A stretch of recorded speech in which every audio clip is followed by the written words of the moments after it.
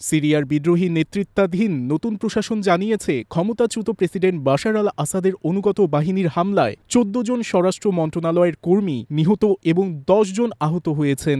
এই সংঘর্ষ মঙ্গলবার ভূমধ্যসাগরীয় বন্দর শহর তার্তুসের কাছে ঘটে।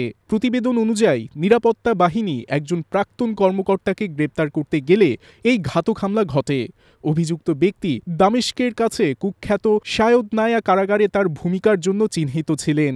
২ সপ্তাহ আগে ইসলামী বিদ্রোহী গোষ্ঠী হায়াত আল তাহারি শামের নেতৃত্বে বিদ্রোহী বাহিনী প্রেসিডেন্ট আসাদের শাসনের অবসান ঘটায়।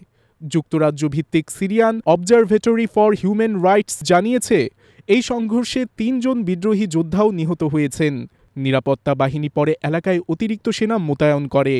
অন্যদিকে হোমস শহরে একটি আলাউই ধর্মীয় স্থানে হামলার ভিডিও ছড়িয়ে পড়ার পর রাজ্যে অস্থিরতা দেখা দেয়।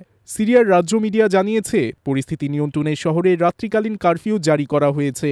সিরিয়ার স্বরাষ্ট্র মন্ত্রণালয় বলেছে, ভিডিওটি পুরনো এবং ১১ই নভেম্বর আলেপ্পোতে বিদ্রোহীদের আক্রমণের সময় তোলা। মন্ত্রণালয় জানায়, হামলার জন্য দায়ী গোষ্ঠীগুলো এখনও অজানা।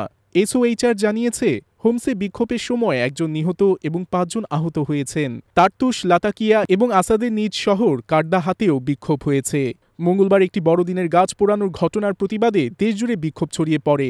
এতে সংখ্যালঘুদের সুরক্ষার জন্য নতুন প্রশাসনের প্রতি তীব্র আহ্বান জানানো হয়েছে।